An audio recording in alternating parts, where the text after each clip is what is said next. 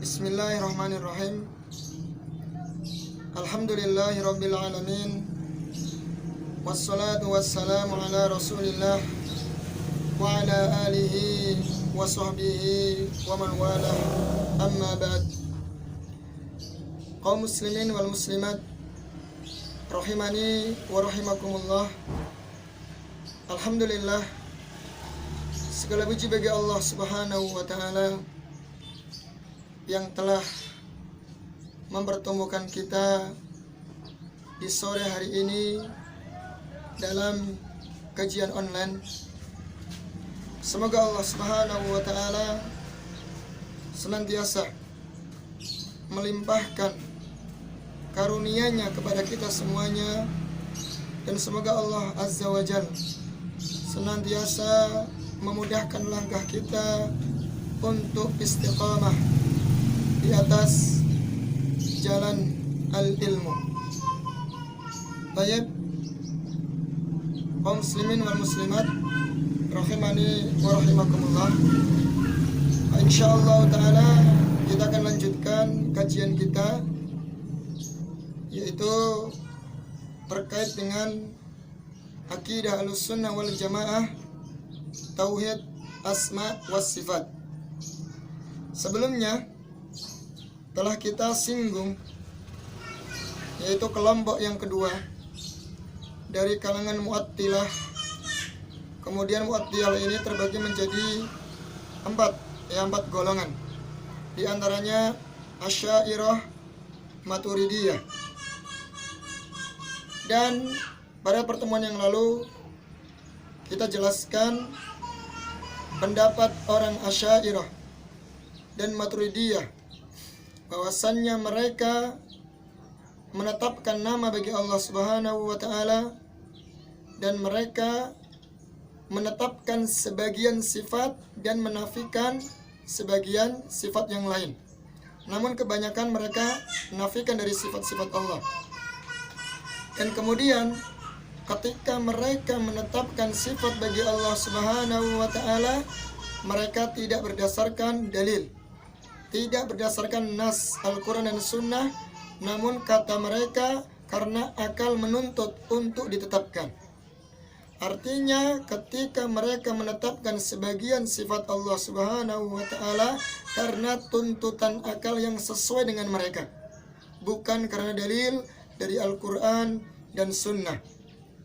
Dan kita telah jawab syubhat mereka, ya, kemarin. Yang pertama, bahwasannya dalam masalah akidah, dalam masalah tauhid, menjadikan akal sebagai rujukan, ya, dalam memahami tauhid asma wa sifat, ini sesuatu yang sangat keliru, bahkan menyelisih akidah salafun salih dari kalangan para sahabat, tabi'ut tabi'in, yang mana mereka adalah generasi yang mulia, generasi pilihan, yang Rasulullah SAW mengatakan khairun nasi qarni tsummal ladina yalunahum tsummal ladina yalunahum.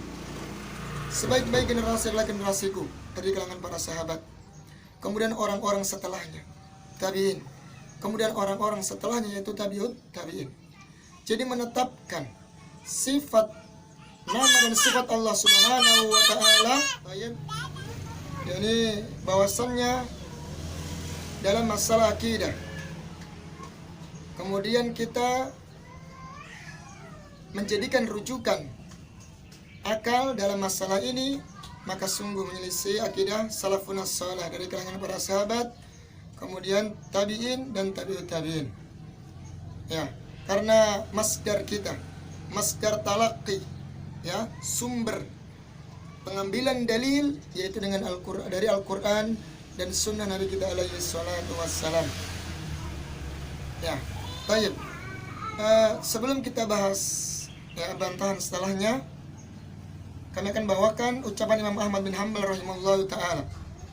Beliau mengatakan, qala imamu ahli sunnati wal jamaah Ahmad bin Hanbal, nasifullaha bima wasafa bihi nafsahu wa la nata'addal qur'ana wal hadis. Kata Imam Ahmad rahimahullahu ta'ala, kita mensifati Allah sebagaimana yang Allah sifatkan untuk dirinya, dan kita tidak lancang, tidak melampaui batas kepada Al-Quran dan hadis. Jadi apabila ada orang yang menafikan sifat bagi Allah, atau dia mentakwil dengan sifat yang lain, ya, maka sungguh ini perbuatan yang melampaui batas. Bahkan dia merasa hebat, merasa unggul daripada Al-Quran, merasa unggul dari Allah Subhanahu wa Ta'ala. Ini tidak dibenarkan, ya, tidak dibenarkan. Dan sedikit kami akan sampaikan juga bahwasannya Asy'ariyah ini adalah pengikut. Mereka mengatasnamakan pengikut dari kalangan pengikutnya Abul Hasan Al-Asy'ari, seorang imam yang sudah rujuk kepada pemahaman Ahlussunnah wal Jamaah. Sebelumnya telah kami sampaikan juga, sedikit kita singgung bahwasannya Abul Hasan Al-Asy'ari rahimahullahu ta'ala ini memiliki 3 fase, ya, 3 fase dalam kehidupannya. Fase yang pertama bahwasannya beliau menganut faham Mu'tazilah dari kecil sampai umur 40 tahun. Ya, umur 40 tahun.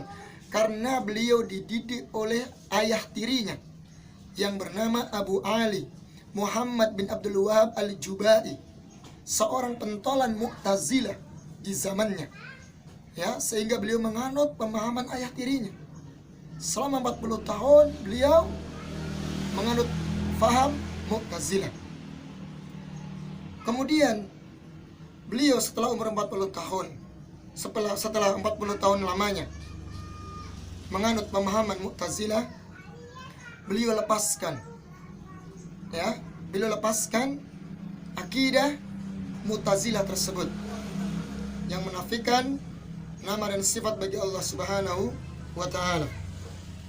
Al-Imam Ibnu Asakir menyebutkan bahwasannya sebab beliau keluar dari faham Mu'tazilah yang pertama karena waktu itu beliau dialog dengan ayahnya Ali Al-Jubai ini. Kemudian ayah tirinya ini tidak bisa menjawab, ya, tidak bisa memberikan jawaban yang memuaskan, ya, sehingga beliau merasa bingung. Kemudian yang kedua, kata beliau, 2 faktor, yaitu yang kedua karena beliau Abul Hasan Al-Asy'ari bermimpi bertemu dengan Rasulullah Sallallahu Alaihi Wasallam.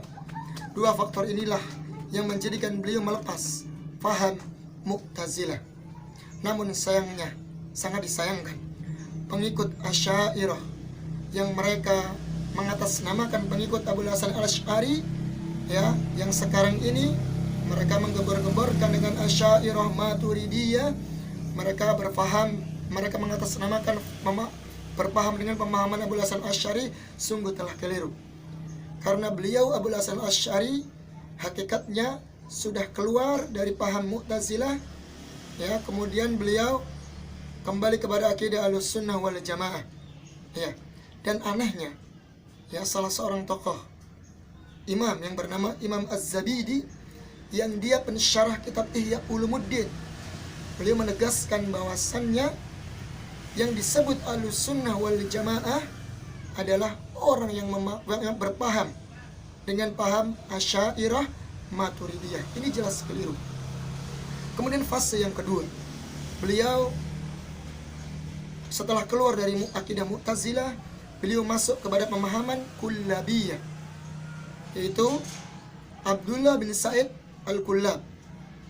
Nah, Abdullah bin Sa'id Al-Kullab ini cocok, ya, dengan pemahaman Abul Hasan Al-Asy'ari.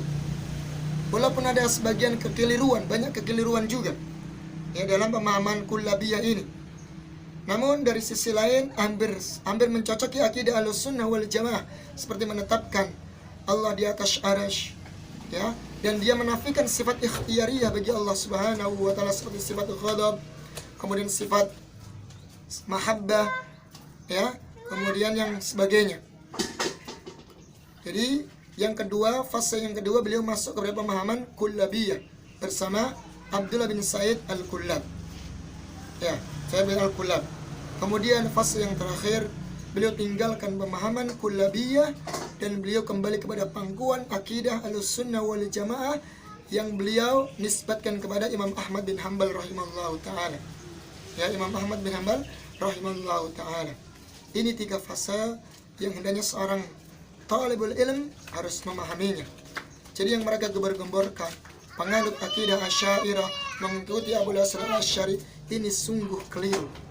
Karena beliau telah rujuk kepada pemahaman akidah Ahlussunnah wal Jamaah. Sebagaimana telah kita saksikan bersama, ya, di tengah masyarakat mereka mengatasnamakan pengikut Imam Syafi'i. Bahkan mereka mengatakan Syafi'iyah, mengikuti Imam Syafi'i rahimahullahu ta'ala. Padahal Imam Syafi'i rahimahullahu ta'ala dalam masalah mengirimkan pahala kepada si mayit, beliau berpendapat tidak sampai kepada si mayit, tidak sampai kepada mayit, ya, tidak sampai kepada mayit. Namun justru para pengikutnya yang mereka mengatasnamakan Syafi'iyah, mereka yang bersikeras, mereka yang menyebarkan, yang memasyarakatkan bahwasannya mengirim pahala untuk sang mayit itu dan sekarang kita memasuki bantahan yang kedua untuk orang Asy'ariyah dan Maturidiyah. Syekh Muhammad bin Sulaiman rahimahullahu taala dalam kitab Taqrib Ad-Dumuriyah di sini mengatakan anna ar-ruju'a ila al-aqli fi hadzal bab mukhalifun lil aqli li'anna hadzal baba min umuril ghaibiyah allati laysa lil aqli fiha majalun wa innama tatalaqqa min as-sam'i fa innal aqla la yumkinu ayyudrika bitafsil ma yajib wa yajuz wa yamtani'u fi haqqillahi ta'ala fayakunu tahkimul aqli fi dzalika mukhalifan lil aqli. Jadi di sini kata beliau Sa'umin rahimahullah ta'ala mengatakan sesungguhnya menjadikan rujukan, ya, akal. Jadi akal dijadikan rujukan dalam masalah ini, masalah tauhid asma wa sifat, ini justru menyelisihi akal itu sendiri. Akal dijadikan sumber untuk menetapkan asma wa sifat, justru menyelisihi akal itu sendiri. Kenapa demikian? Kita lihat, karena dalam masalah ini, masalah asma wa sifat, termasuk perkara-perkara yang ghaib. Sekarang, kenapa kita katakan ghaib? Adakah yang pernah melihat zatnya Allah Subhanahu wa ta'ala? Adakah yang pernah melihat sifatnya Allah Subhanahu wa ta'ala? Pasti kita semuanya akan menjawab tidak ada yang pernah melihat. Berarti ini perkara yang ghaib. Kalau tidak ada yang pernah melihat zatnya Allah, maka sifatnya pun dia tidak akan pernah melihat. Kenapa kok diserupakan dengan makhluk, sifatnya makhluk? Ya kan? Nah, maka karena ini perkara-perkara yang ghaib, maka akal tidak punya peluang. Ya, akal tidak punya peluang untuk memikirkan yang sedetailnya, tidak punya peluang. Ya, tidak mampu untuk memikirkan sifat-sifat Allah Subhanahu wa ta'ala. Ya, wa innama tatalaqqa minas sami. Namun dalam masalah ini cukup talaqi minas sam'i. Artinya kita langsung, ya, menerima sumber dari wahyu. Ya, masalah ini harus talaqi minas sam'i. Kita talaqi sumber, menerima dalil dari dalil. Kita terima dari kita langsung mengambil dari dalil, bukan dengan akal. Ya, dari wahyu. Karena akal tidak mungkin untuk menjangkau, ya, mengetahui secara terperinci, ya, apa yang wajib bagi Allah, apa yang boleh bagi Allah, dan apa yang terlarang bagi haknya Allah Subhanahu wa ta'ala.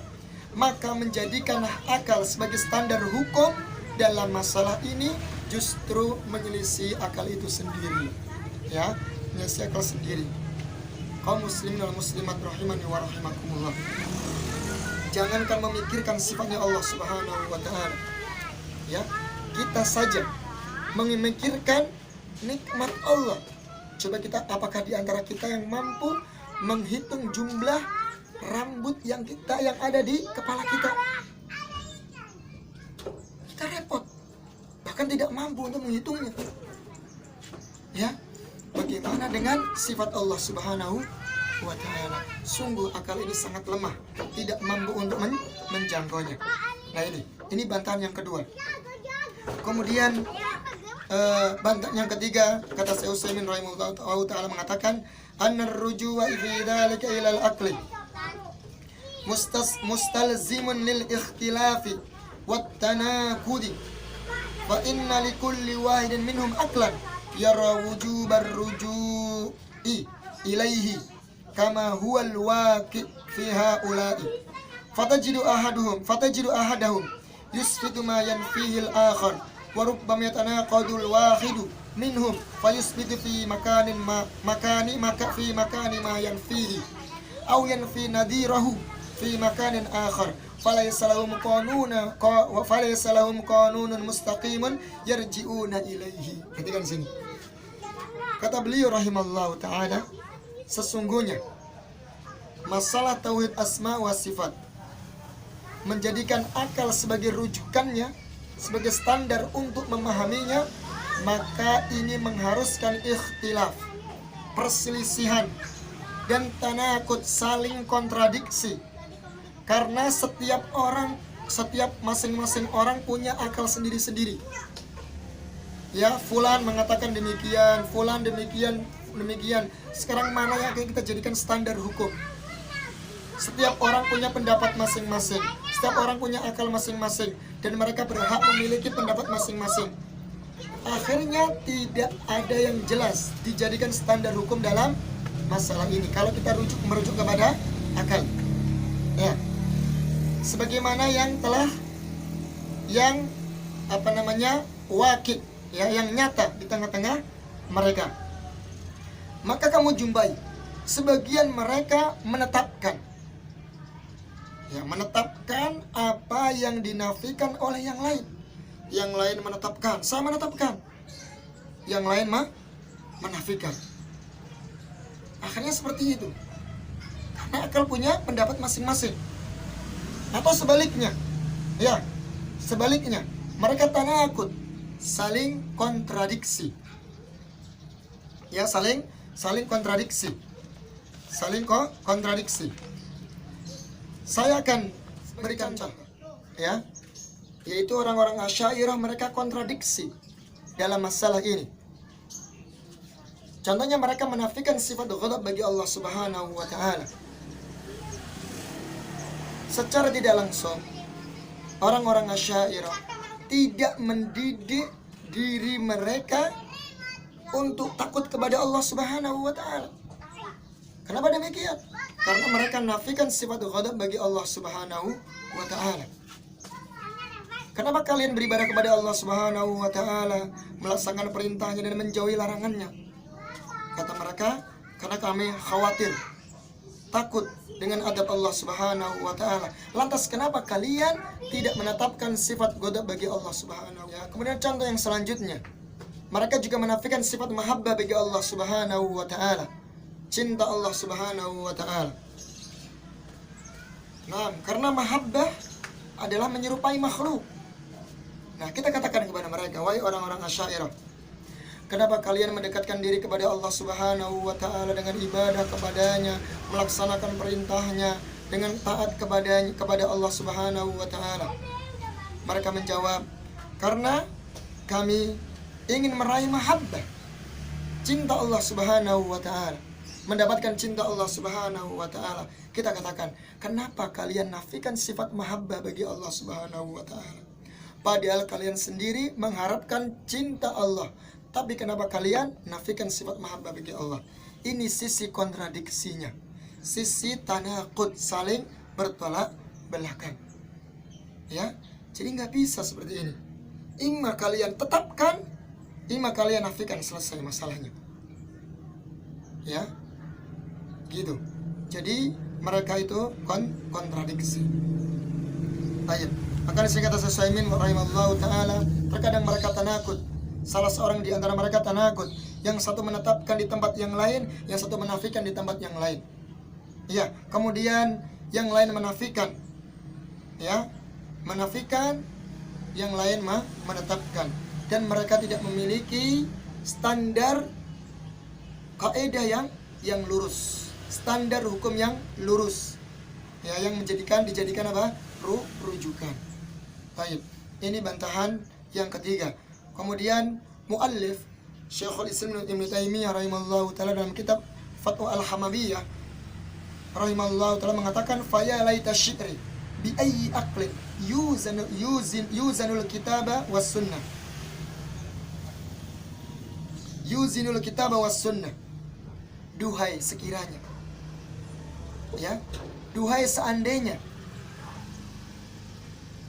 kalau akal dijadikan untuk menimbang, jadikan standar untuk menimbang Al-Quran dan Sunnah, sungguh ini mustahil.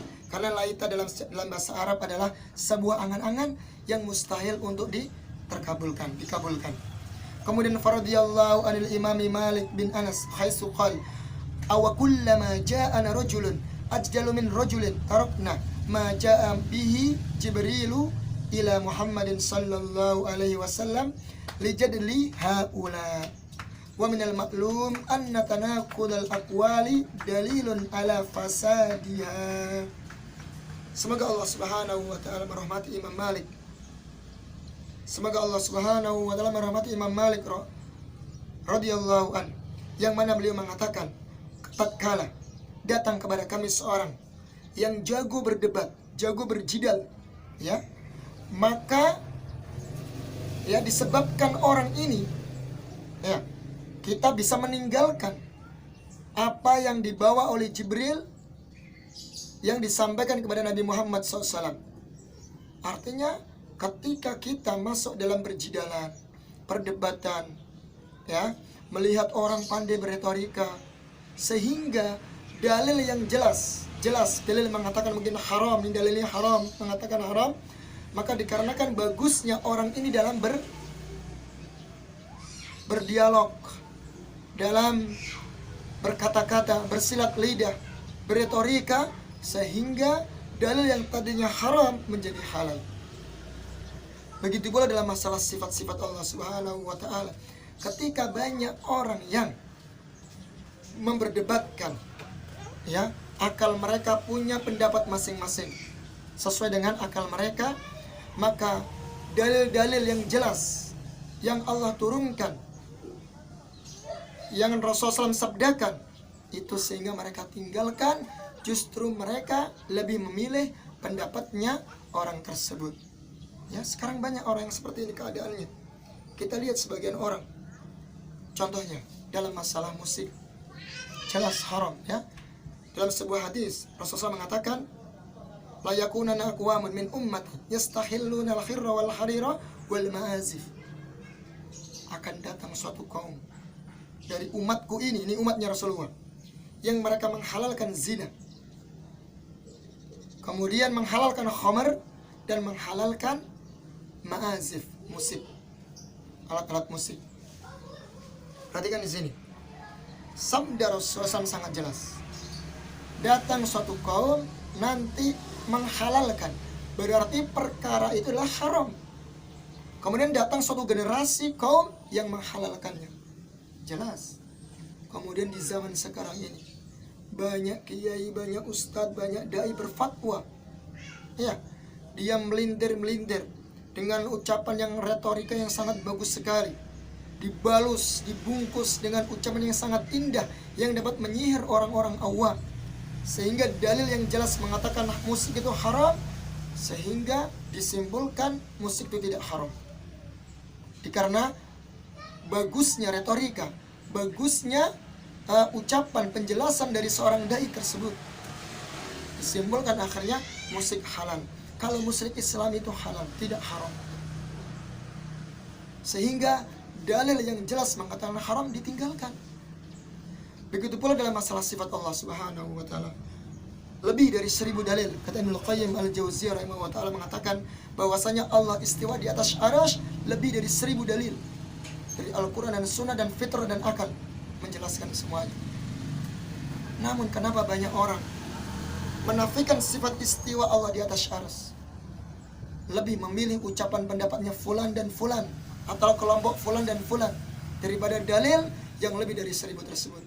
Karena bagusnya retorika, bagusnya argumen dia, bagusnya ucapan dia sehingga dapat menyihir seseorang dan akhirnya meninggalkan dalil. Maka jalan yang selamat, wahai kaum muslimin rahimahumni wa rahimakumullah, hendaknya seseorang kembali kepada dalil. Ya, ini lebih selamat daripada memilih ucapan seseorang yang belum jelas standar kebenarannya. Baik, ini bantahan yang ketiga. Wa minal ma'lum, dan sesuatu yang perlu dimaklumi, yang perlu diketahui kita bersama, bahwasannya tanakudul aqwal, saling bertolak belakang, saling tanakud, ya, bertolak belakang pendapat satu sama lain. Ini menunjukkan bukti akan rusaknya pendapat tersebut, ya, pendapat tersebut atau hujah tersebut. Baik, mudah-mudahan yang sedikit ini bermanfaat. Subhanakallahumma wa bihamdika asyhadu an la ilaha illa anta astaghfiruka wa atubu ilaik. Wassalamualaikum warahmatullahi wabarakatuh.